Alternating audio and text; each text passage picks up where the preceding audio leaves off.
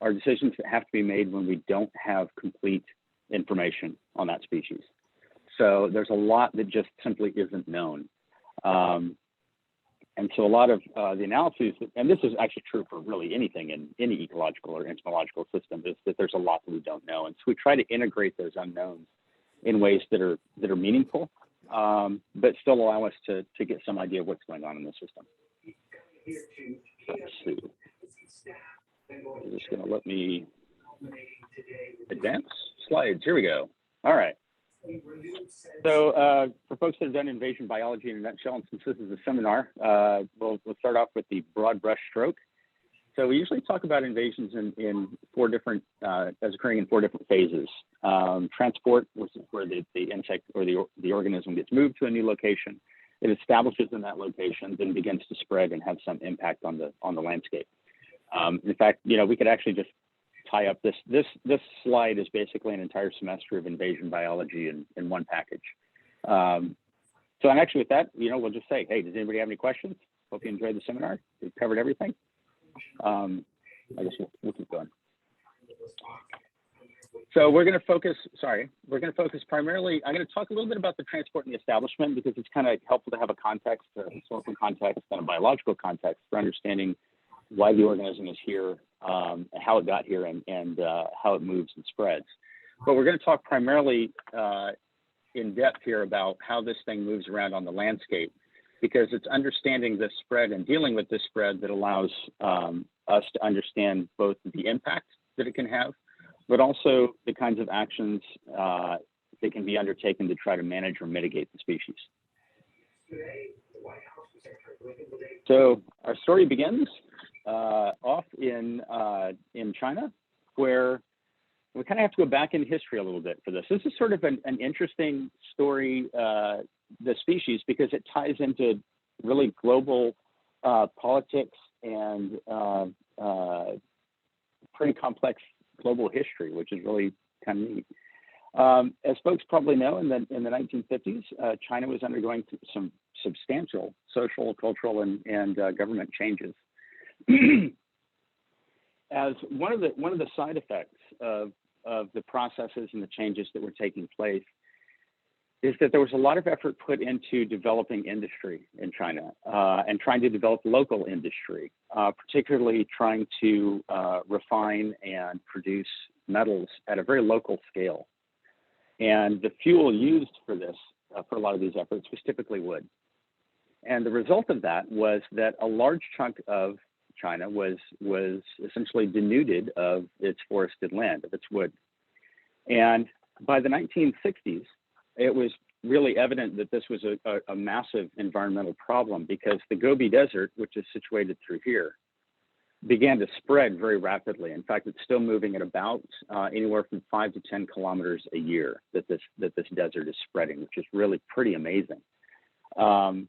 There were massive dust storms affecting large portions of the country, certainly affecting Beijing. In fact, some of the dust storms that still occur can actually be tracked by satellite moving across the Pacific and into North America. So it's a massive ecological challenge. In 1978, the government in China officially launched the 3 North Shelter Forest Program. This was a massive afforestation and reforestation program designed to help stop the expansion of the desert and also to help control soil loss and dust storms. And the goal was to build about a 4,500 kilometer long green shelter belt. This is, like I said, the largest project of this type that's ever been undertaken. It's planned to continue through 2050. At this point, there are about 150 million hectares that have been managed. To put that in scale, that 150 million hectares includes 7 million hectares of just windrows, with 66 billion trees planted just in those 7 million hectares. If you kind of do the quick and dirty numbers on the back of an envelope, what this means is if you think of a windrow as 1 meter wide, so just one long strip of trees, that's 1 tree every meter. And the trees that have been planted, unfortunately, have included fairly large monocultures including a lot of exotic hybrid poplars. So this is an example of one of these stands in China with one of my now retired colleagues standing amongst the trees. You can see that these are large monocultures. The trees that were selected that were planted were poplars that were picked because they're very tolerant of sandy, dry soils, and they grow very rapidly. And these are obviously things that you want when you're trying to get trees out on the landscape quickly. There's another picture of an example of those windrows, and you can see that we really are talking about, in the windrows, about one tree every meter. So we're talking about billions and billions of trees, sort of a Carl Sagan moment for trees. So it has allowed a tremendous number of trees to be put out on the landscape very, very quickly, but it's come with some ecological costs. One of those costs is that the trees were not always selected for their suitability for the landscape, and so there's been very, very high levels of tree mortality. So very limited portions of these trees have established. Also, when you, as folks know, when you plant a monoculture, especially not an exotic monoculture, there's the potential for outbreaks of diseases and pests. And that's what has happened in these systems. This is the Asian longhorned beetle, Anapoplura glabropinus, also known as the Starry night beetle. It's a beautiful beetle. It's really, really cool looking. It's big, it's charismatic. It's about 1.5 inches long with big 2-inch long antennae that wave around. Black with white spots and stripes. It is a cool looking bug. This is native to China, and there are historical references to this beetle that go back hundreds of years, both here in China and in Japan, where it actually turns up in carved netsuki, which are these little wooden clogs that are used in traditional dress to help hold on like a purse or to your belt. So we know that this has been around and recognized for a long time, but it was always considered somewhat innocuous. It was just really a background species. In the 60s and 70s, that changed. With the massive planting of all these trees, this beetle absolutely took off across the landscape. And when the beetles infest these trees, they burrow through the trees and leave tunnels that really degrades the quality of the wood. It can ultimately kill the trees, but the wood becomes very porous. It becomes structurally weak. The trees break in strong winds, and the trees become a hazard. So what we're looking at here is, in this picture on the left, this is the adult beetle. It's actually will emerge and sclerotize as an adult in the tree and then chew its way out. This one got caught halfway through the process. It'll chew its way through horizontally until it gets to the bark out here. This is one of the beetles actually emerging from the tree. So it will spin itself in a circle. It's really cool to watch. It'll rotate in a circle as it chews its way out, and by the time it leaves, this one you can see just has a little bit left to chew before it emerges. It'll leave this perfectly round circle that's about 1 centimeter in diameter. It's a pretty big, obvious, round, perfectly circular hole. But with all of this damage, there was a recognition very quickly that a lot of trees have been planted, but now a lot of trees needed to be removed. And so by the mid-'80s, 80 million trees have been removed just from the Ningxi province. And I apologize because I know that I'm mispronouncing that. And so suddenly you have on the landscape a tremendous amount of very low quality wood. And this wood is not suitable for things like veneer, furniture, things like that. It's because it's been chewed on by the beetle. It really is best used for things like fuel wood or for industries where the quality of the wood doesn't matter. And this unfortunately includes solid wood packing material.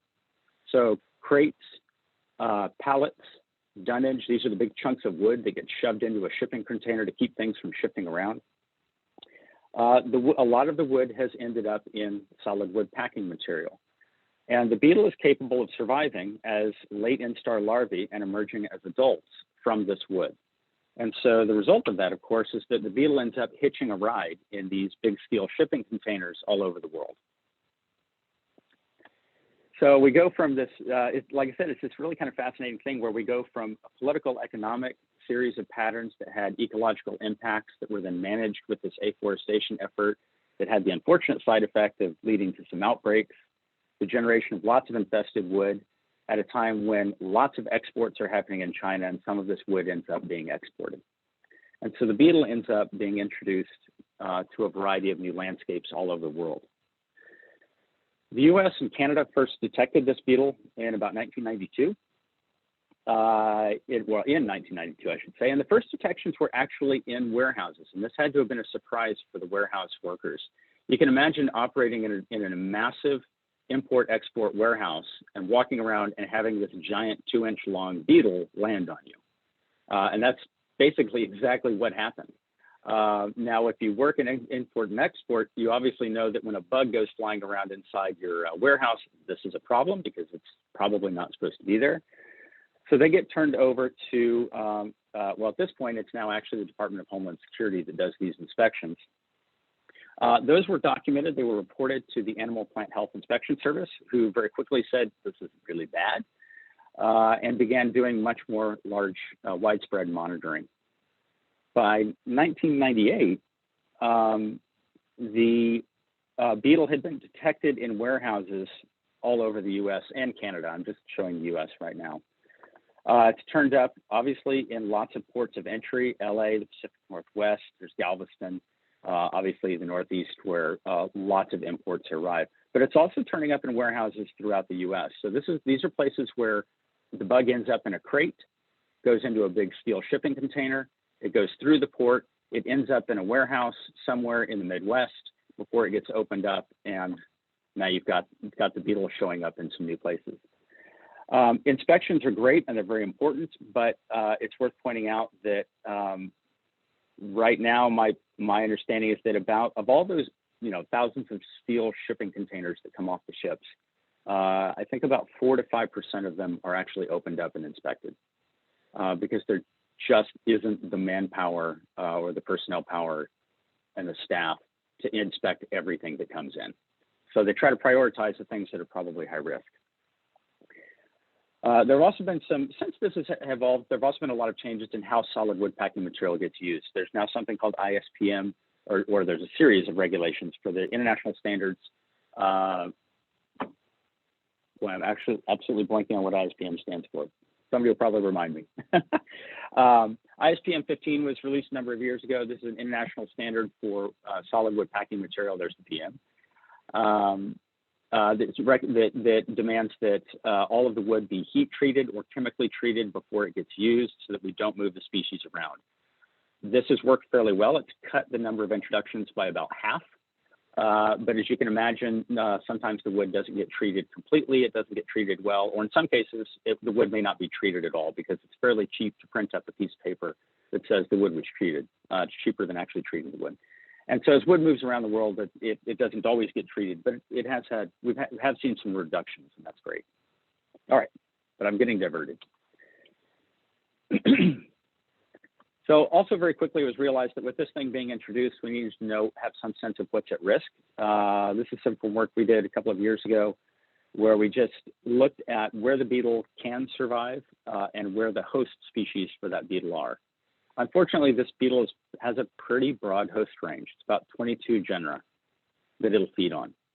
And if we look at basal area, this is a map of North America or the US, you can see that the basal area in forested parts of the landscape under ideal conditions, only maybe 10 to 15% might be host material.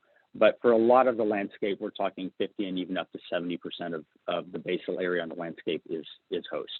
So it's a high risk species. We really don't want it. So this is in the early 90s that it's being recognized as a problem. In 1996, it happens. The first infestation is found in the US. And it's kind of an interesting story. It turns out all of the infestations that have ever been found in the US were found by members of the public. People basically walking around, finding this giant beetle and going, wow, check this thing out. And then calling somebody up in the state and saying, hey, what is this?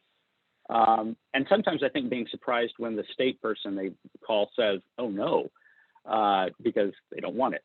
So 96, the first one turns up. It's found in Brooklyn, in New York City.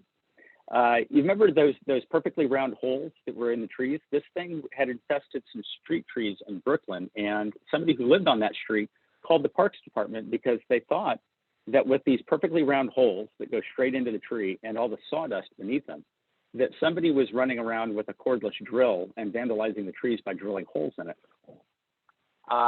Within a day, they found the first live beetle walking around on the tree, and within 3 days, they'd ID'd it, and they confirmed that we had the first known infestation in North America. So APHIS immediately, this is the Animal Plant Health Inspection Service. This is the part of USDA that deals with the infestations and actually does the on-the-ground management. They put together a science advisory committee. They looked at all available research for the organism, and basically what they found was that there aren't any good ways to chemically treat it, and the only way to get rid of it is to find them and destroy them. And this means finding each infested tree, cutting it down, and destroying the tree. Unfortunately, chemical treatments don't really work or have very limited efficacy, and so this was really the best option available. So this is all in 1996. Shortly after that discovery in 1990, and still in 96, another infestation is found in Amityville. This is the same Amityville in New York from the Amityville Horror. So now they have 2 horror stories that they can share with the world. And within about another year and a half, another infestation was found in Chicago. So by 1999, the Secretary for the Department of Agriculture, so this is a member of the U.S. Cabinet, declares an emergency, recognizing that this is really bad. And as we go through time, we find that another infestation is found in New Jersey. An infestation shows up in Toronto and Vaughan in Canada.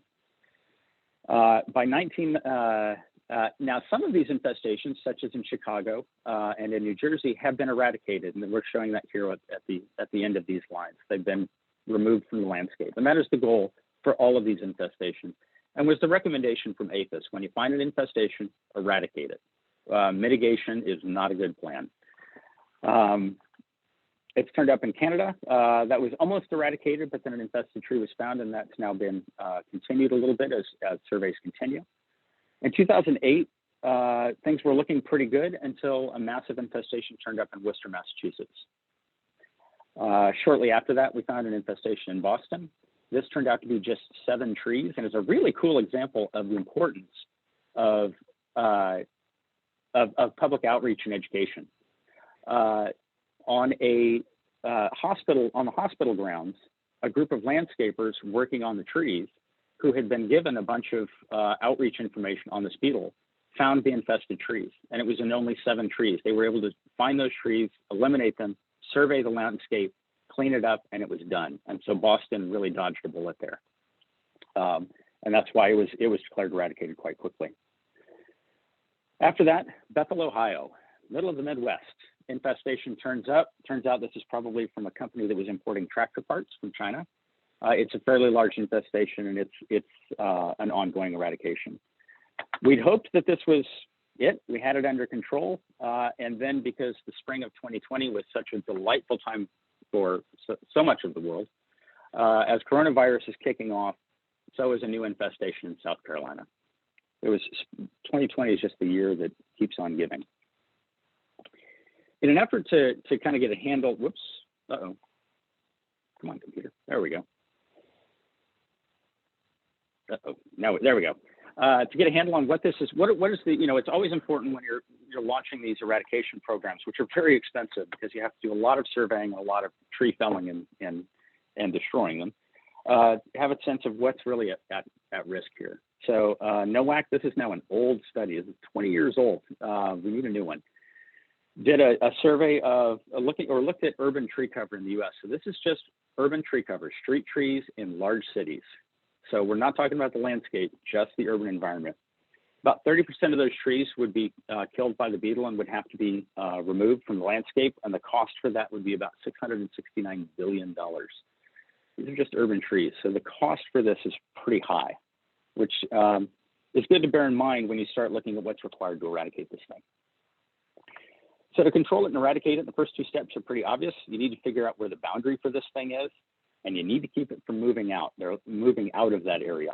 There are lots of rules and regulations that are put in place and inspections that are put in to keep people from moving wood around on the landscape, because moving wood is one of the primary ways this thing gets transported long distances. And then within that area, you've got to find all of those infested trees and remove them. And they're destroyed usually with through chipping. So they're cut, felled, and chipped. In fact, they're often chipped twice, which I think is sort of interesting. You want to make sure that everything is destroyed. But chipping the tree twice, it's sort of like saying, I want you to go out and kill the tree, and then I want you to kill it again, just to be absolutely sure. But they go through a fairly substantial process where they get chipped up, and then once that happens, this material that's left over can be deregulated and exported. There was some discussion for taking an alternative approach, maybe using, we'll see if there are any sci-fi geeks in the crowd that know what these are. These are derricks, and they're known for exterminating if you're a fan of Doctor Who. That was experimented on, but the derricks turned out to be Daleks turned out to be a little bit hard to control, so we just get stuck with the chippers. So in order to do this, you got to actually find these trees. Once you find them and you have some sense of where you need to be looked, or you find that you get started on finding these trees, you need to know where and when and how often on the landscape you're going to search. And you need to know when you've searched enough. When can you stop looking before you can declare eradication? And these seem like really simple questions, but they turn out to have really complicated answers driven by the biology of the insect. And a lot of the biology of the insect we're not able to observe directly. So we're going to focus first on where we look. It's worth noting that for some invasive species, it's really obvious to tell where these things are because they're big and they're obvious. If you're a fan of old horror movies, every time something nasty turns up on the landscape, all you have to do is look for the giant spider, in this case, and the crowds running in terror from it. But lots of species in the real world are much more cryptic. And so lots of survey methods have to be developed to try to find these things. For the beetle, I'm not going to go into a lot of detail. If folks have questions about this, we can talk about it more later. But lots of things have been looked at, including using detector dogs. So having a dog that actually goes around and sniffs out the beetle. The dogs are very effective, but unfortunately, this tends to not work very well in a field setting for a lot of reasons. It also tends to be very slow and very time-consuming. And interestingly, if you talk to the handlers, one of the things that slows them down is they constantly have members of the public walking up and asking them about their dogs, which unfortunately is a distraction for the dogs. Trapping has been, a lot of work has gone into trapping over the last 15 years. That's met with very limited success and has not been an effective tool for landscape surveys. There's been some really neat work done on using acoustics. This is actually the very large array in New Mexico. This is not what's used. But it's just a reminder that there's been a lot of work on acoustic studies, basically putting sensors on trees and listening for the beetle chewing. Turns out that works, and you can survey a tree that way, but it's slow and it's not very cost effective. And then one of them, of course, is just looking for the actual beetle itself. For survey crews, this isn't particularly effective, but it is how the members of the public have found it. And so it really is an important tool. This is that same map, but I've added a few extra dots. These yellow and red dots are areas where infestations have been found where the beetle is established. It's breeding and it's in the landscape. The yellow areas are areas where it's been eradicated. Red areas are where we still have active infestations that are under eradication. All of these were found by members of the public. So looking for those who found adult beetles. And so although it's not a good survey technique, it's been very useful as a detection technique for new infestations. So when you survey the landscape without traps or detector dogs or some other option, you're left with visually searching every individual tree on the landscape, looking for exit holes, which are these perfectly round holes, or oviposition pits, which are these pits that the females chew when she'll insert an egg down into the phloem or into the cambium of the tree. Searching an entire tree for these holes is obviously time consuming.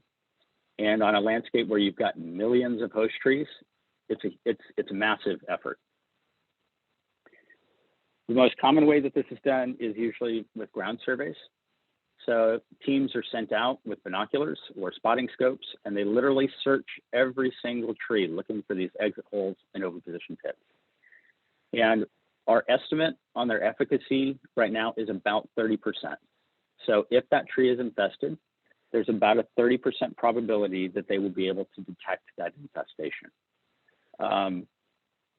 this is based on when we quantified this. In the real world, their detection efficacy is actually much higher than this. It's pretty amazing. These teams and these personnel are amazing. They find things that really blow my mind that I would never see in a tree. But it's a slow process because you have to check each individual tree. And you can miss things. I mean, we know that from horror movie lessons that even an expert myrmecologist can miss the infestation. I'm always surprised. She's standing there, this giant ant is here, and it takes her a moment to notice that it's there. And in the movie, she is an expert. So it's easy to miss stuff when you're out in the field, especially when you're looking for something that's very small in a very large tree. Another option is to climb the tree. This, we found, increases the efficacy to about 70%, which is great, but it takes a long time to climb every individual tree on the landscape. So this tends to get reserved for areas where there's high risk, or if somebody from the ground sees something, but they can't tell from the ground, and somebody needs to climb it to check. There's been a little bit of work done. If anybody knows Mike Bona with State and Private Forestry, he's done some work on using the force to try to find the beetle. It's been fairly effective, but so far he's the only person who can do it, so we haven't used this in the field. Another option is full host removal.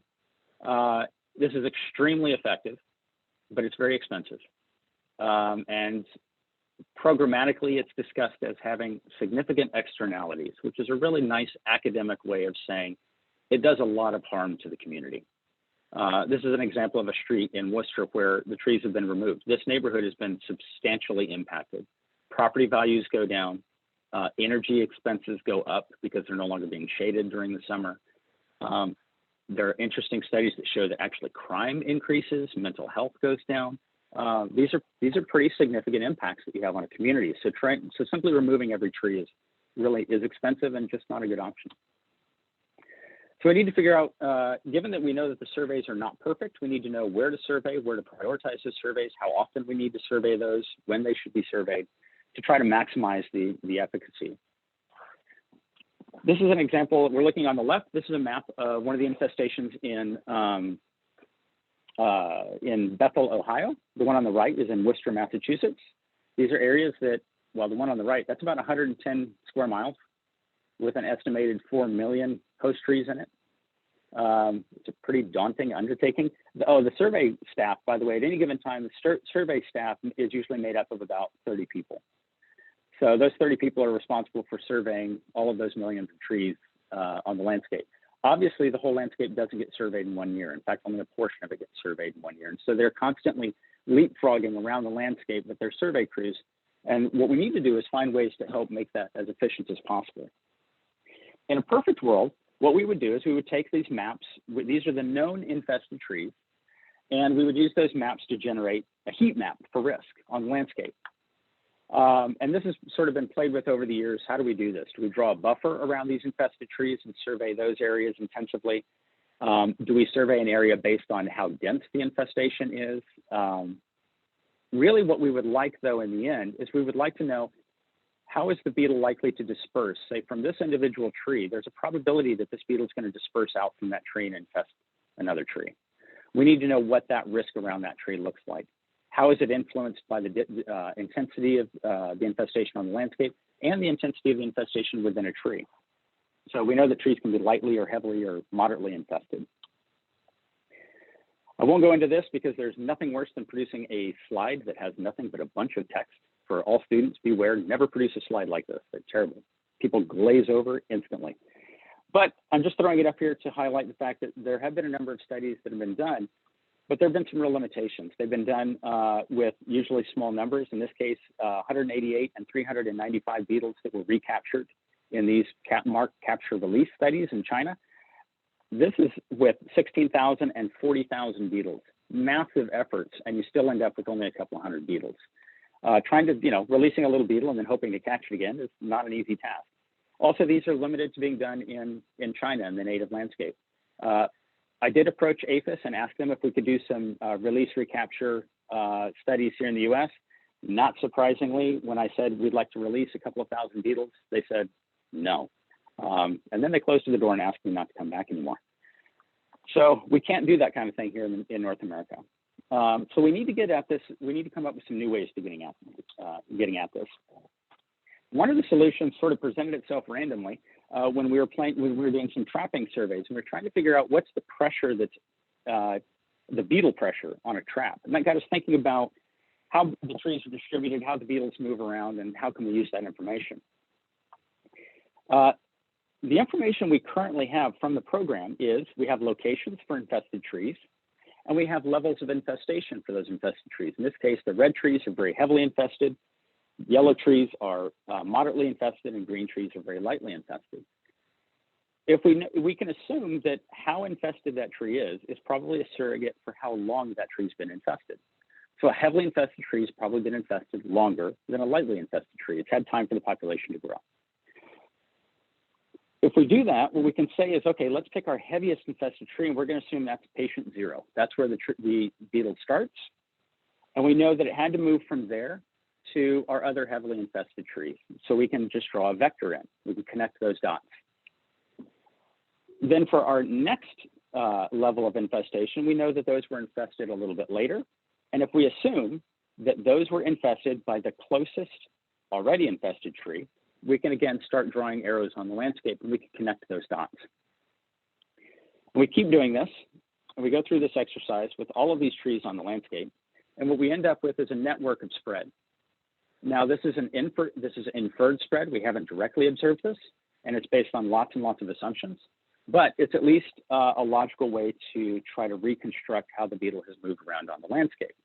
So once we can do that, we can apparently jump way ahead. There we go. We can take those GIS records that we have for all of those infested trees. In this case, we've got about 20,000 trees on the landscape, and we can start connecting the dots. And in doing that, we end up with all of these dispersal vectors on the landscape. As a side note, we can also play with the data. It would be really great to have a really good understanding of when and why a beetle will disperse from the tree that it lives on. We know that these beetles tend to just reinfest the same tree over and over again, but they do disperse to other trees, and occasionally they disperse a long ways. Does that happen when the tree is heavily infested? Does it happen when the tree is disturbed? We don't know. But building the system allows us to play games with that. So we can decide, for example, that we're going to allow the beetle to disperse as soon as the tree is infested. That might be a very relaxed scenario. Once a tree is infested, it can generate new beetles. Or we might say that a tree can't generate dispersing beetles until it's a more heavily infested tree. It has maybe 1 exit hole or 10 exit holes or 50 exit holes. We can play those sorts of scenario games. And we can look at, and then we can use all of those vectors and tabulate them across our landscape to generate a dispersal curve or a dispersal kernel. So if you guys have worked with dispersal kernels in the past, this is really just a basic ecological tool where we are plotting out distance, so how far the beetle dispersed, and the probability or what portion of the population dispersed that distance. So what you can see is that at 250 meters, if we're looking at, say, just these curves up here, at 250 meters, 90% of the beetles dispersed 250 meters or less. 98% disperse up to, say, 1,000 meters, and the furthest we ever saw anything disperse was 8,000 meters. So we have these few rare long-distance dispersal events and lots of short distance. And we can use that information, plot that around those trees, and start generating buffers around those trees that tell us what is the risk of dispersal from that tree based on distance.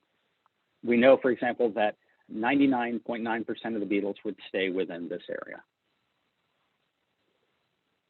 But this gives us a pretty, and this is sort of what we did, or what program was doing for a while, but we wanted to be able to go a little bit beyond this because we know that there's anisotropy in the system, meaning that the beetles don't go in random directions. They go in specific directions. We also know that the intensity of the risk, we're saying here that the risk here is the same that it is here, simply because it's within that buffer. But the reality is there's only one infested tree up here and hundreds down here. So that's not really realistic. So we need to include the variation. So what we do is we go back and we do this exercise again, where we connect all of our dots on the landscape. We take our trees back off the landscape, so we just have this big collection of vectors. And if we idealize those vectors, we just assume that they're all coming from some central point. Now we have a collection of directions and distances. And we can create from those, we can break those vectors into bins. In this case, 4 direction bins: northeast, northwest, southeast, southwest. And we can calculate a dispersal kernel for each one of those. And it's worth pointing out that picking those directions and those bins is arbitrary. We could do smaller bins. We can play with those values. So just bear in mind that when we do this, that there's always going to be a trade-off in the number of bins we use, how precise those bins are, and things like that. Now we can generate a dispersal kernel, so a probability of dispersing to a given distance for each one of those directions. And that gives us something that looks like this. This is for Massachusetts now, based on those 20,000 dispersal events that we infer from our 20,000 trees. And we have rates and probabilities of dispersal in a given direction based on based on those directions. It's a little weird to look at it like this. I tend to think in terms of pictures, so I prefer to think of it like this. If we take each one of these curves and we just rotate that curve out in 3 dimensions based on its direction on the landscape. So here we have going to the north, whoops, no. So here we have north, south, east, west, and we have each one of these lines radiated out in its appropriate direction and centered on some hypothetical tree. You now have a 3-dimensional representation of the risk of dispersal from that tree based on the behavior that we've seen in Worcester, Massachusetts, based on that reconstruction. And we can take that information, drop it back onto the landscape, and say, well, out here at this location, risk is fairly low.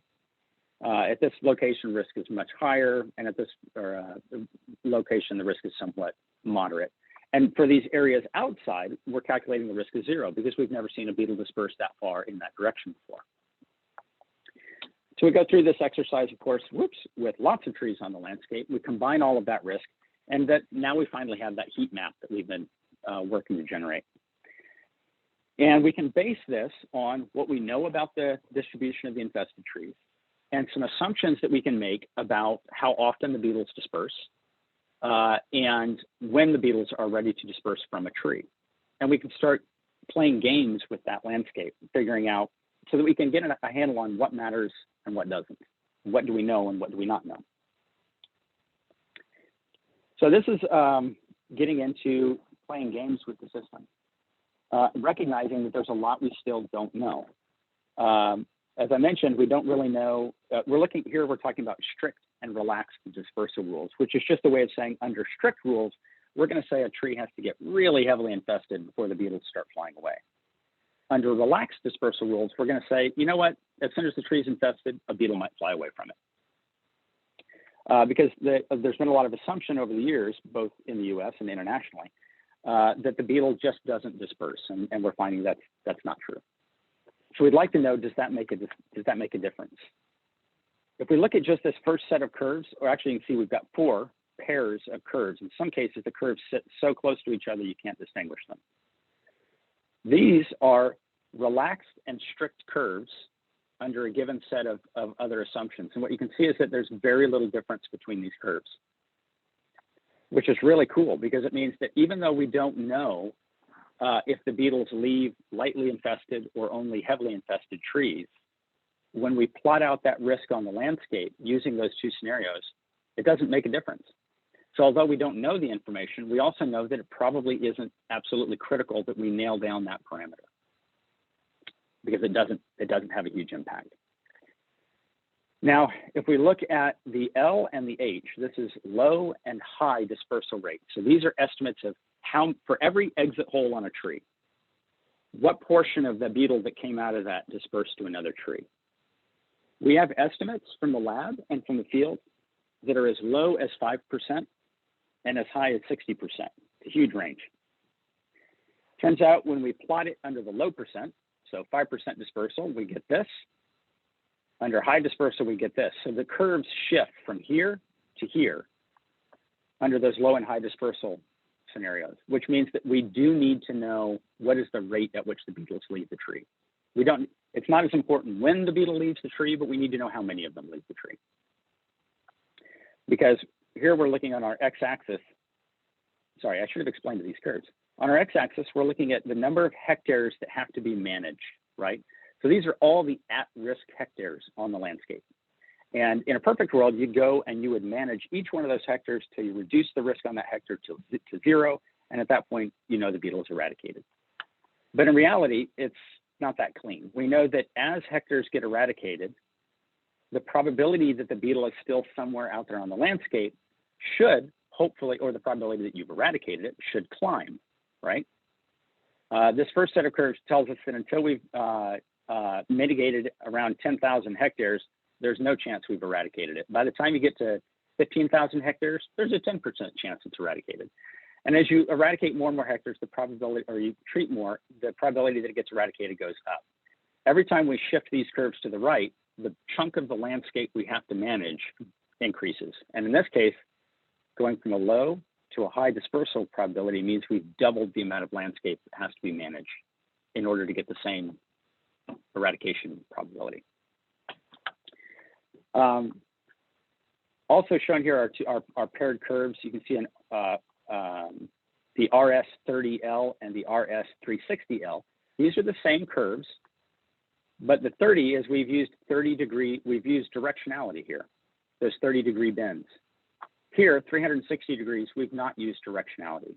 So we know that including directionality lets us cut the amount of landscape that has to be mitigated in half. So including the behavior of where the direction the beetle goes in makes a big difference. So again, we're just testing what does and does not make a difference. At this point, we know that we can take this information, we can drop it onto the landscape. We can estimate where that risk is on the landscape. And I'm not going to go into tremendous detail here. But what we want to be able to do is take that information, and when these teams go out on the survey, on the landscape, they survey, say, a 50-hectare area. What does that do to the risk for that 50-hectare area? Presumably, it reduces the risk. So we've set up a series of models and tools that allows the program to update the survey progress as they go on a hectare-by-hectare basis and update the risk for each one of those hectares. So for any given location on the landscape, in any given year, we can ask, this year, was that hectare surveyed, ground surveyed? If it wasn't, then the risk doesn't change. If it was surveyed, then we can look at whether or not it was detected. If it was detected, we're going to actually reset that risk to where it started. If it was not detected, we're going to reduce that risk based on the probability of survey failure.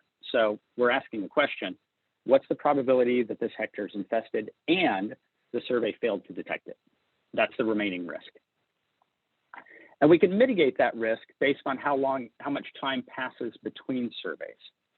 This is important because the longer you go between surveys, if there's an infestation, the more that infestation will grow, the easier it is to detect. It's easy to detect a stand with 50 infested trees and 1,000 beetles on each tree. It's hard to detect when you have one infested tree with one exit hole. So we're just including that. Then we include also the climbing surveys, our full host removals, and we do this as a loop. So each year as surveys progress, this loop progresses for each hectare on the landscape.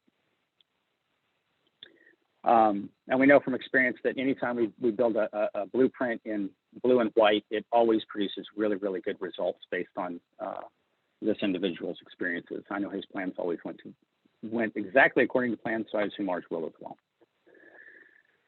So what that allows us to do now is take that starting risk on the landscape, apply what we know about the surveys that have been conducted over the years, and track the risk through time. And that's what we're doing here. Each passing year, as the surveys progress, we see that the risk is reduced. Whoops. So as of the beginning of 2020, so this is now 2 years out of date, I need to rerun this model. This is what the risk looked like when the program started. This is what it looks like now. So although it seems like you're looking for a needle in a haystack, I actually find this very encouraging, because when I thought this program started, I thought the odds of finding all of these infested trees was slim to none. I mean, you're really trying to do an atlas kind of endeavor. You're pushing the boulder up the hill, and it's just going to keep rolling down the hill. But this has shown that actually this has been remarkably effective. It's going to take years and years of continuing to survey to get rid of that last bit of risk, but a lot of that risk has been mitigated. So the pink bars here, we're looking at the number of hectares on our landscape that fall into a given risk category. The pink is what it looked like when the program started. Lots of very high risk, intermediate risk, and then lots of low risk hectares. The blue is what the landscape looks like now, and you can see that that risk the distribution has really been substantially pulled down. The risk has gone down on the landscape, and we're seeing that reflected in the program. Whereas early in the program, they'd find hundreds, if not thousands, of infested trees a year. Now they find maybe 2 or 3 infested trees a year. So pretty amazing progress. But it does highlight that there's a lot of the biology of the system that still remains unknown, and things that we really need to dig into. So it's a neat system because it allows us to look at the whole range, the invasion process, how things get here sort of historically. Once it's here, what does it threaten? We look at all the different hosts that are potentially impacted. And then how do we eradicate it? How do we survey for it? In this case, we're still stuck with visual surveys, which are slow and tedious and very difficult to do. But we have a way now, at least, of inferring the biology of the beetle, making an inference about how this beetle has moved around on the landscape. Use that information to calculate where the risk is on the landscape, and then update that risk as those surveys progress, so that we have some way of tracking eradication progress, and we have some way of saying, you know, as of today, what is the probability that eradication has been successful? And how many more years do we expect it to take under this program before we get an acceptable probability of eradication? And what is an acceptable probability of eradication? Do you declare eradication when you've achieved 95% probability, 99%? If you want 100%, well, chasing that last bit of risk, it's going to take a long time. It's the tail end of these curves that tail off. And those are obviously programmatic rather than research questions. But they are at least questions that we can start to put kind of some brackets on and begin to assess. So that's covering a whole lot of ground in what, probably an hour. Hopefully, if anybody isn't completely glazed over and totally fallen asleep by now, I'm absolutely happy to take any questions, and with the acknowledgement that this work is supported by a huge cast of characters that have done a tremendous amount of work to make this sort of thing happen. So without them, we don't. Even though we haven't gotten as far as we'd like to get, there's still so much we don't know about the system. We've gotten as far as we have because of the tremendous amount of work that a lot of folks have done. So, yeah, if anybody has questions or comments or gestures you'd like to make through the camera, you know, it's all fair game. Well, thank you. I'm sort of jumping in because we're keeping you another hour for discussing. So I would ask those that are not taking the class or even if you are not taking the class, you can join us. But if you can't join us, please go ahead and ask the questions. We'll give you priority. So go ahead. Because if you don't, you know, I'll have a bazillion of questions. So yeah, I'll have a couple on this one too. Oh, we got a hand raised, Mike.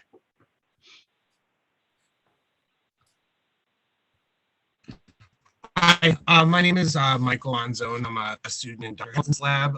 Thank you so much for your talk. I thought it was really interesting, and I wanted to. The first question I had was actually about the audio monitoring that you had mentioned, and I was wondering if you thought that like there were possibilities to expand that? I know you said that it wasn't very practical the way that it is now, but I was wondering if in your experience the sounds of the beetle chewing were like characteristic enough to be able to eventually audio monitor an entire stand of trees, like with the drone or something, and then zero into the problem areas, or maybe make an assessment of like the percentage of possible infestation, like from more of like a macro scale, if that might be possible or more economically feasible. So yeah, so you've got a whole bunch of really good questions in there. So I'll start sort of at the beginning. The work that's been done has been focused on doing an acoustic survey. Sorry, I somehow killed my screen here, so I'm gonna bring that back up while I talk. The surveys that have been done have really focused on basically attaching audio sensors to individual trees, and then listening for the sounds of the beetle chewing through the wood. There have been two groups that have done this over the years. Excuse me. And they've been fairly successful in that they're able to, first of all, detect the sound of the beetles chewing. And then second, the real trick in this is you have to be able to distinguish the sound of a beetle chewing from the sound of anything else going on in the environment. And the environment is very noisy. And believe it or not, the inside of a tree is surprisingly noisy. And there are other things inside the tree chewing on it and making noise. And so you have to be able to distinguish an Asian longhorn beetle from any other beetle or insect that's burrowing through the tree. And this ended up, the project ended up bringing in folks from the Los Alamos National Labs who set up these very cool, very complicated, I don't understand them at all, but they're really neat, algorithms to interpret these sound waves and then look for very specific patterns. And generally speaking, yes, it does work. And so there have been a lot of folks that have talked about using this, trying to see if we can use this technology maybe in the shipping portion. So could you put a sensor inside a steel shipping container and listen for beetles inside the shipping container? In the field, it hasn't worked. It hasn't worked very well because you have to attach these sensors to the tree, and then you have to monitor the tree for quite a while, probably days.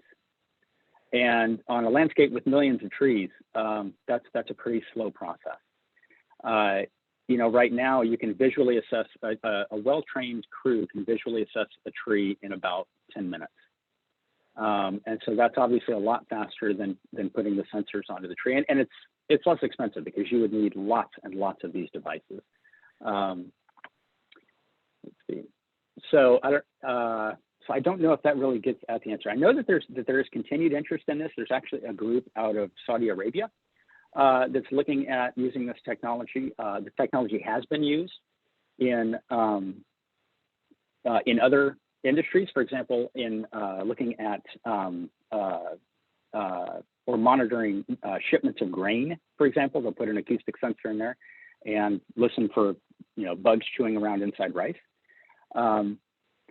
But it hasn't been found. There really hasn't been anything yet that's been found to be operational, at least in a field setting. Yeah, and has been shown to be more effective than just going out and looking at the tree and looking for those oviposition pits or those exit holes.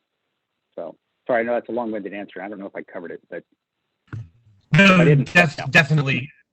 The part about the algorithm and like having to filter out, like I was actually wondering if there were like hearing other things that were also chewing, and the fact that there's like, you can hear like, yes, the flow sounds too inside there. That's really interesting. Thank you so much.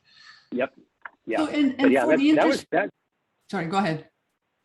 No, oh, go ahead. No, I was just saying, yeah. And the cool thing is, like I said, is the development of those algorithms to recognize, to distinguish, and you have to automate it. The computer has to be able to distinguish the difference between those sounds. So I just want to give the opportunity of, since it's 12 o'clock, to those that must go, and then we will continue to the question and answering part, sort of more formal questions with the students, but those of you that want to, that are not students and will continue on, you're welcome to stay. So George, what's the normal? This is actually my first year doing this. Normally take a 5-minute break for bio or got to get a glass of water or whatnot. So why don't we do that? Okay, so let's join back at 12:10. Perfect. Okay, well, thank you. And we'll continue the discussion. Sounds good.